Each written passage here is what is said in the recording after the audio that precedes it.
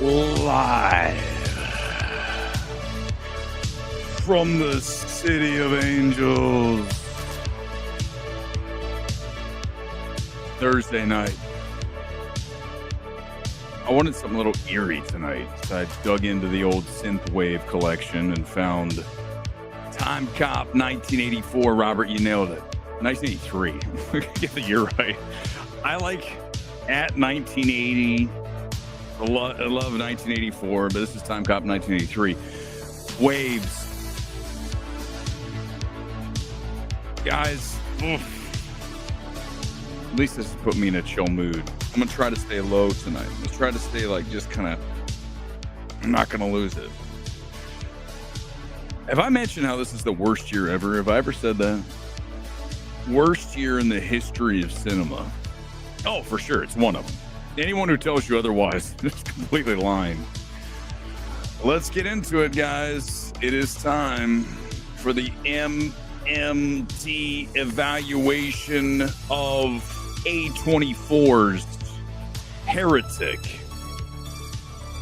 Yes, Life of Bride. Quote me on that. It's 100% accurate. Here we go. Let's do it. Let's bring the music down. Let's put me on camera and let's get started here on this Thursday night live from the City of Angels. It's time to rock.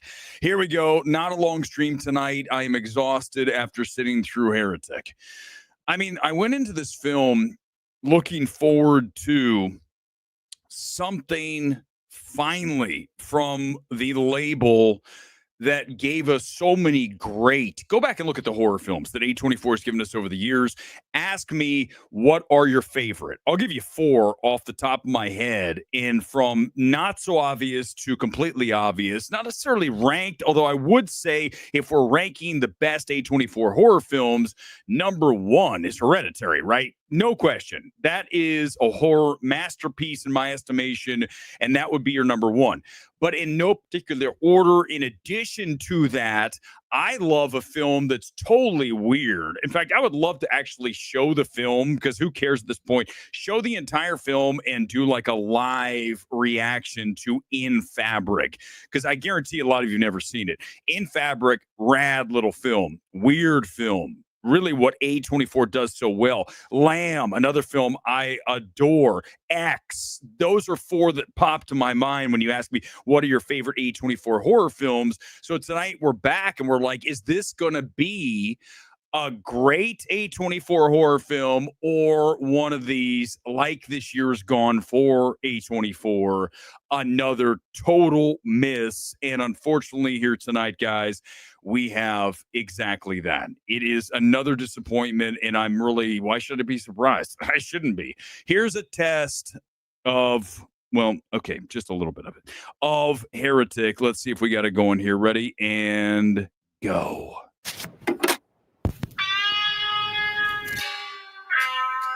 If I could make a wish, no light, no sound. If I could make a wish, no light, no sound. Sometimes one is the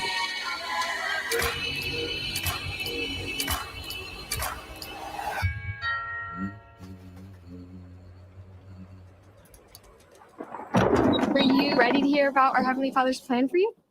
And there is the trailer we saw. I love a minute-long trailer. It's perfect for what we do here on MMT. If you've never been here before, this is our box office preview show, which tonight couples as our MMT evaluation live. As always, we talk about these films. I just got out of the theater no less than like 15 minutes ago, so I need a little bit of just a tiny bit of time to process. But in this case, there's really not a lot to discuss. That's great. The one thing that you're going to love about this film, and I always love when a director decides to put someone into a film that goes against type, right? And you look at a Hugh Grant here, and this is not how you typically see Hugh Grant portrayed as this serial killer, right?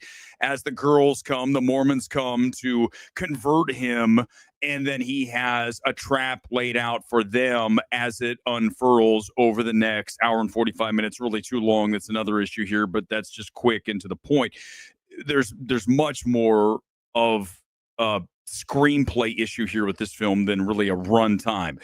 But Hugh Grant, when you look at what he's doing here, I'm all in for that, right? Go back and look at the best performances that go against type. I mean, the one that pops to my mind of recent note, one of my favorite films, certainly of the 2000s, is Drive and Albert Brooks, right? He goes and becomes this maniacal, just producer slash killer, and it's so strong. And the fact that it wasn't nominated for an Oscar, wow, how the fuck do you miss that bad? I mean, the Academy has missed so many times over the years, but that's one for sure. In a supporting role, how do you not nominate Albert Brooks in Drive? But you look here at Hugh Grant, I would argue you could throw him into the mix for a supporting play. The problem is the film is not good. I mean, Drive is a great film. This is a film that has its whole mantra is so far up its own ass. You know, have you ever watched a film that thinks it's way too smart and thinks it's doing things that no one's ever done, and yet you've seen all of this before and it's repackaged, which is interesting. When you watch this film, it deals with iterations, right? A song that's another iteration of another song, or a movie that's an iteration of another movie. We see that so often. And here is Heretic that steals liberally from Barbarian. I mean, by the end of this movie, I'm looking at Beck Woods, the two guys who directed this, who also brought you 65, and I'm saying, did you just lift the back half of Barbarian, where we go downstairs into the dungeon and we have people in chains? What are we doing? How is this acceptable? Where you talk about iterations of things throughout this film, and yet you literally steal Barbarian and mix it with some First Reformed, right? Another A24 quasi horror film. But the problem with this film is that even though the religious discussion is mostly interesting, especially early on. I mean, the girls get there, he invites them in, and then they start to have this discussion as, you know, they're under the assumption that they're dealing with somebody who has no clue. It turns out that Hugh Grant is an expert in every religion that's ever graced planet Earth. But as they sit there and have this discussion, that wears thin, and then we get into the horror aspect where they have to escape from the trap that he essentially puts them in.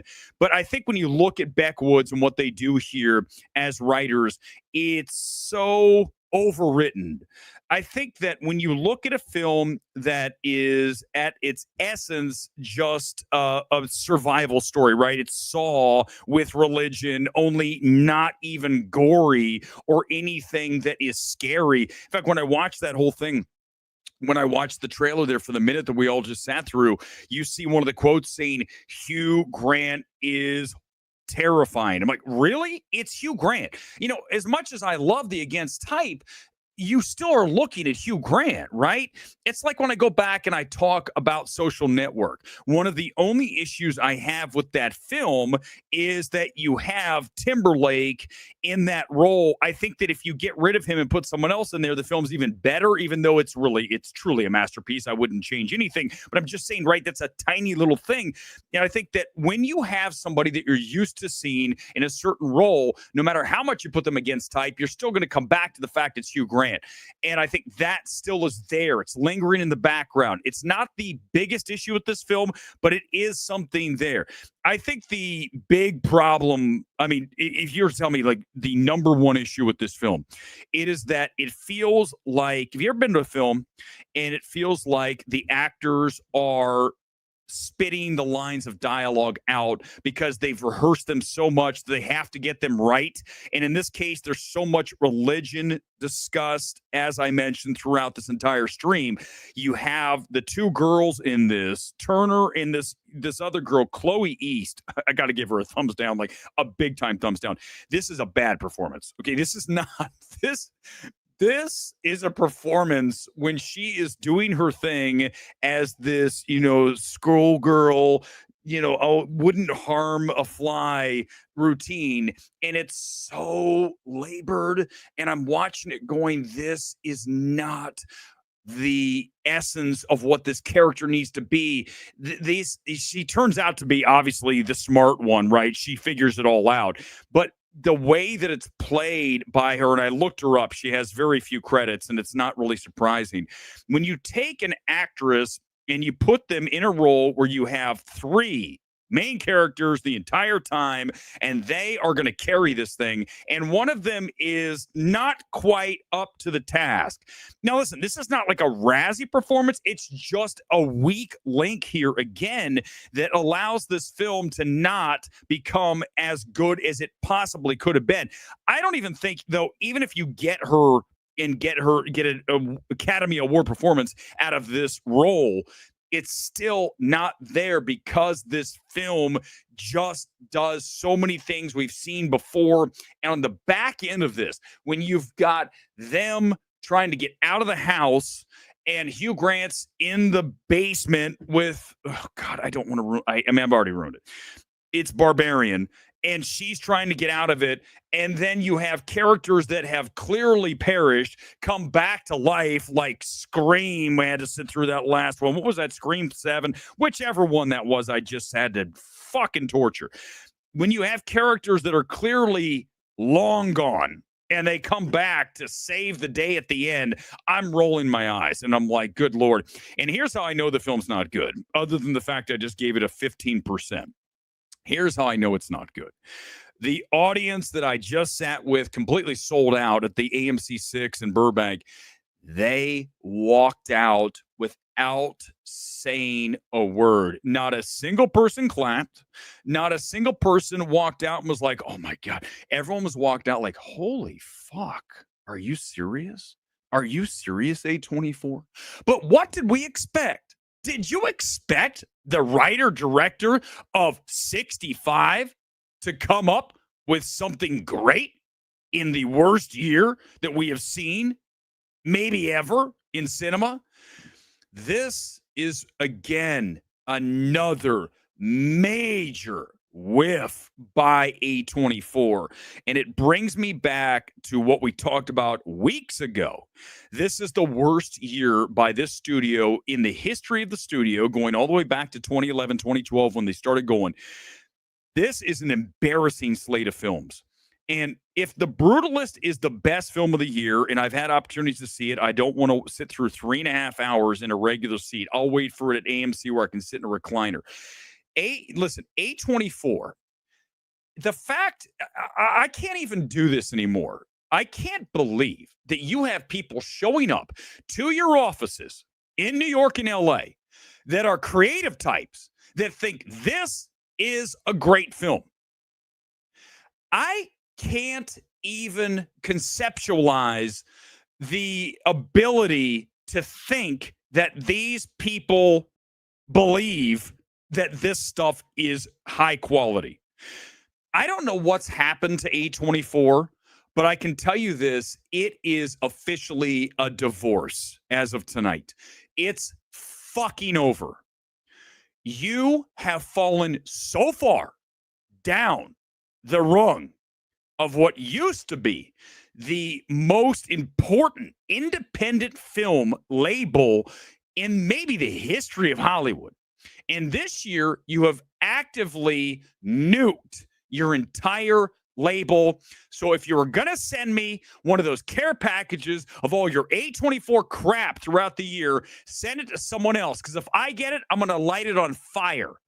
That's how terrible your year has been. You should be embarrassed. And frankly, you should fire a vast majority of people that are working there. This is an embarrassment. People that go to work tomorrow and continue to work at A24, just know that you are our film fraud coming up on Sunday. Everybody who works at A24, welcome to the MMT film fraud. You are now the owners of that label. What an absolute disgrace of a year from A24. Now, Johnny, just trust me on this. The fact that this thing is at 95% on Rotten Tomatoes. Do you guys understand how many times do I have to come on this stream and tell you, how many times I have to tell you guys this? That we live in a world where people can say they are whatever they want to say, and they get their little vote on Rotten Tomatoes, and you look on that site and you see 95%, and you're like, let's go see Heretic. This has got to be great. There are so many people in this space who are absent of the shred of talent that is required to do this. They don't have any of it. They don't even have the most minimal level required. And the fact that I'm telling you guys, at some point, I'm just going to pull the plug. I'm just going to leave. I can't do this. I don't want to be around people who consider Heretic a great film. And I know Menzel did. And I'm gonna browbeat him tomorrow when I'm gonna call him up and I'm gonna absolutely savage him.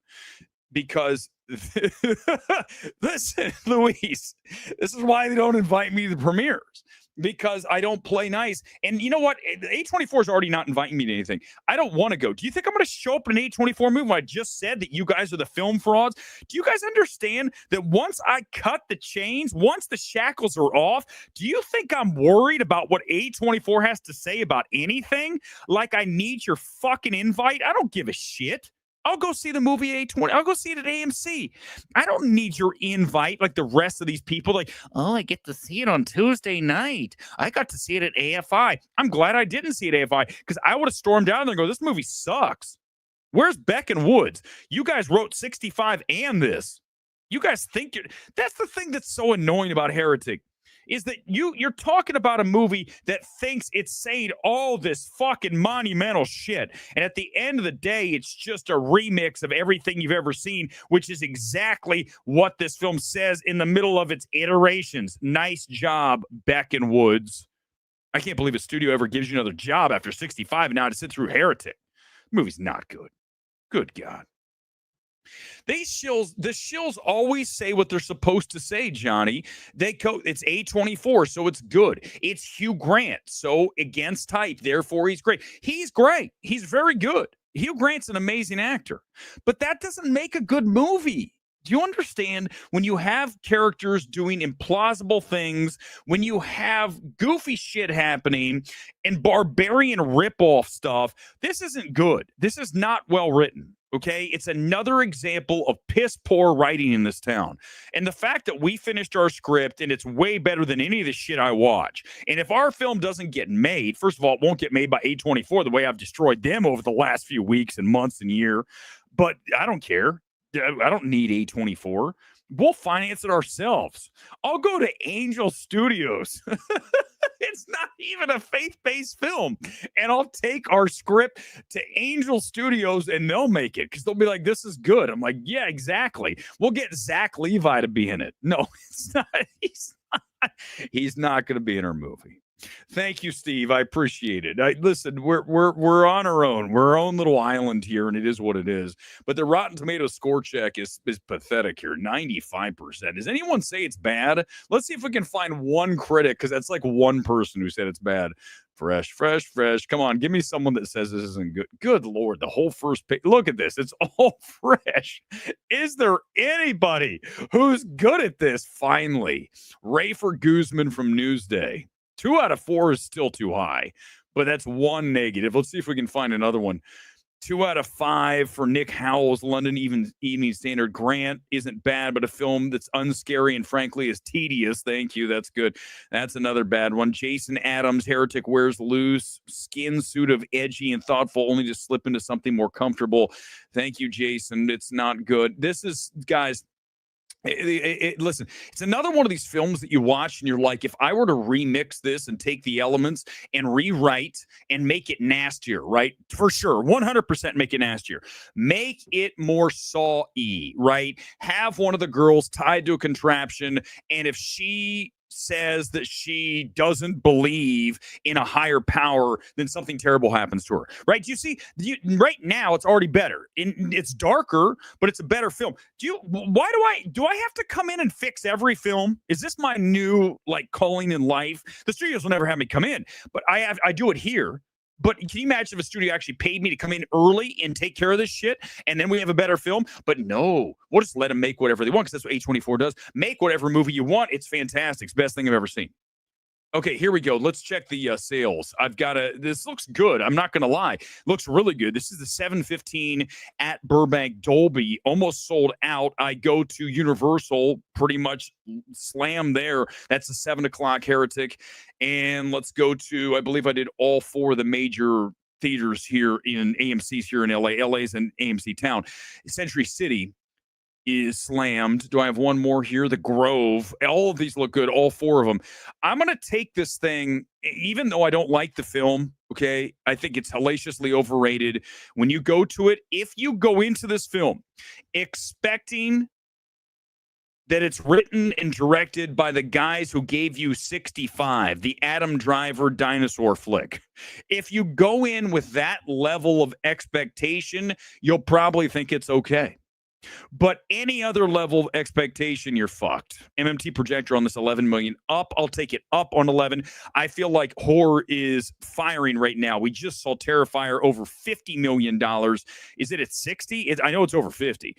I'll check the numbers for Sunday and breaking box office. But horror's is the one thing. Even when it doesn't do well, it still makes money. Heretic wasn't a big budget. So when you look at this film, it's going to make money for A24. I just want to see better films, okay? I want to go back, and I want to even a Lamb, guys. A Lamb is so much better than Heretic. In fabric, obviously, you know the X's, and you know Hereditary. Midsummer, better than Heretic. I mean, virtually any A24 horror film, in my estimation, is at least on level or better.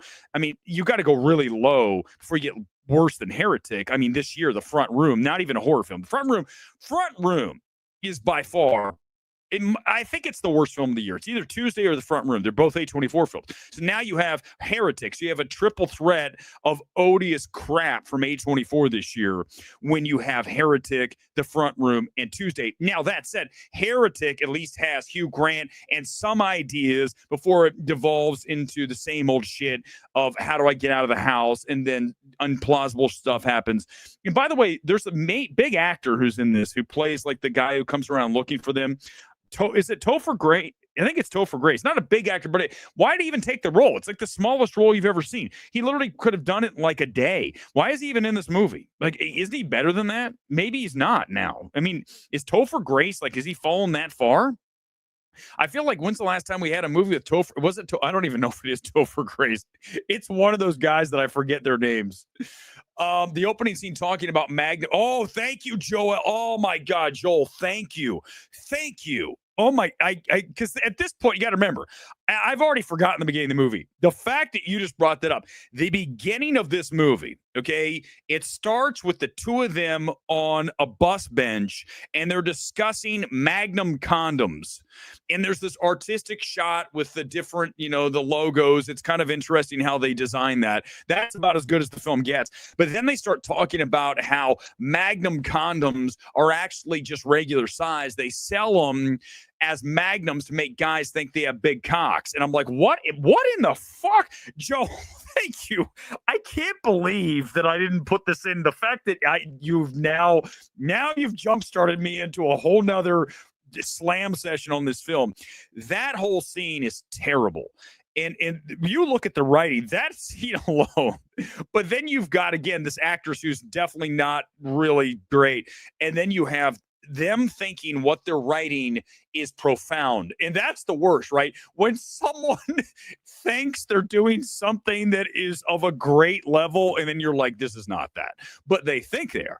But yeah, the Magnum scene is terrible. And then it pulls back to the bus ad saying size matters. Like, what the fuck? I thought they were going to pull that through, Joel. I thought they were going to pull that thread through at the end where maybe Hugh Grant whips out his cock and goes, is this Magnum enough for you? I mean, that would have at least been fun, right?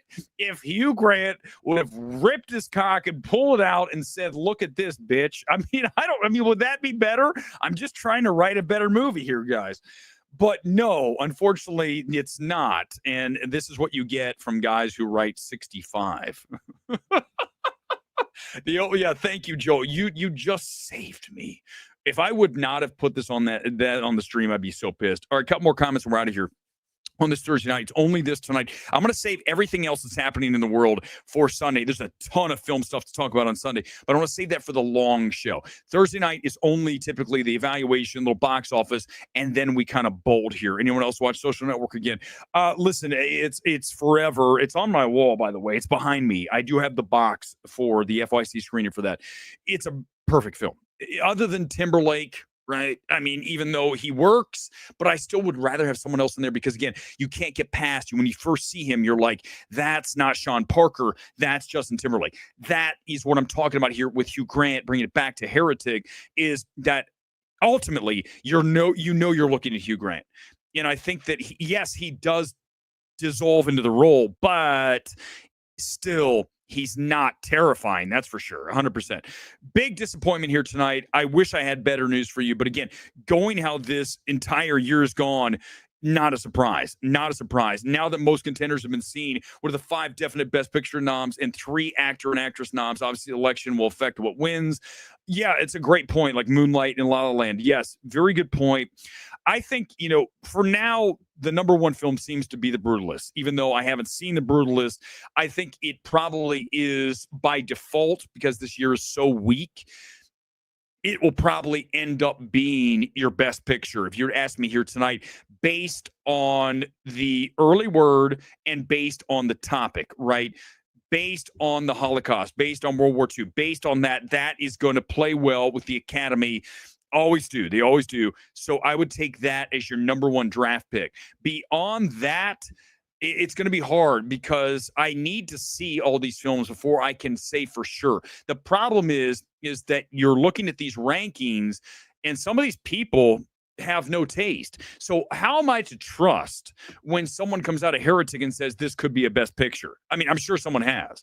You see, you have to, for me, I have to get eyes on these things. Sing Sing, overrated. It does not deserve to be in the best 10 of the year. For me, let's just keep it to this because, again, I have not seen a lot of these awards films.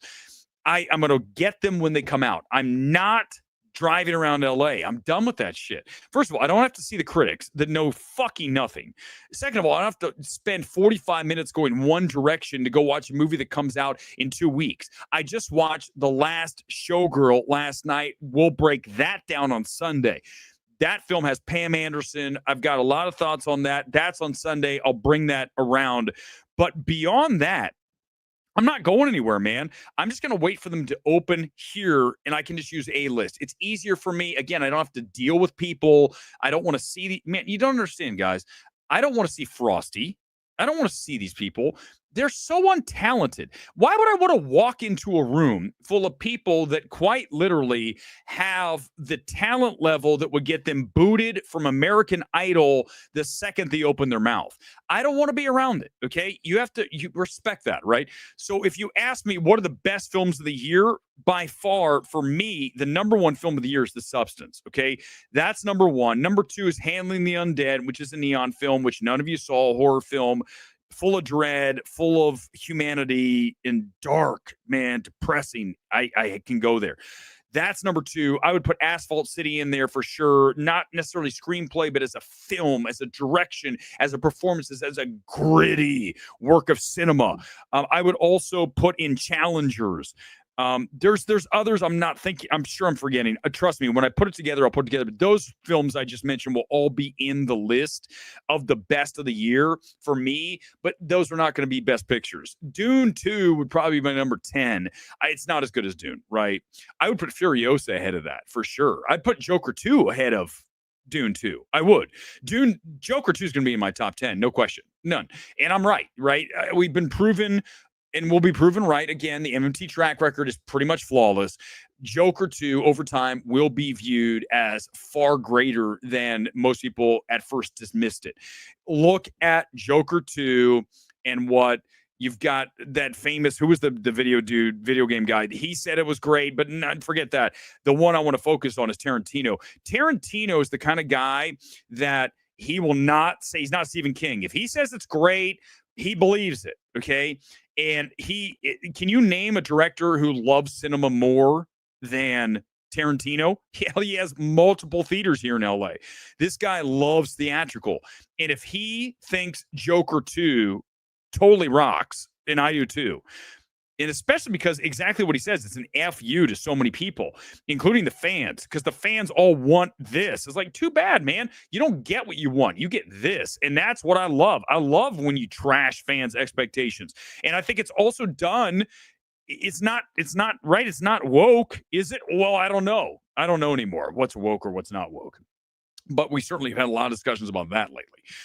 Let's get ready to wrap. I'm exhausted. I'm frankly ready for bed. I'm going to talk about all this stuff again on Sunday. If you have ideas for what we're going to talk about on Sunday, in addition to the MMT evaluation of The Last Showgirl and the worst year of cinema ever, and we'll look at some Oscar stuff. We'll do all that on Sunday, in addition to all the news, including Netflix taking more and more shots. Love it. All that's coming up on Sunday on The Big Show, Sunday Evening Spectacular, back here at 8 o'clock here in LA on Sunday night, early on Sunday for the Breaking Box Office show. I'll see you back. Until then, peace out. I do want to mention before I go that I do have tonight's kit. Just a little love. When I put these things together, I grab the Fiorentina kit, which looks like a cross. Do you see? Can I just, for that alone, can I just get a little bit of love? Just a thumbs up right now. If you're on Twitter or like, whichever way you go, for the cross kit tonight, for the religious, although rather empty, Heretic. I'll see you back here on Sunday for the big spectacular. Until then, peace out. Live from LA. I'll see you next time.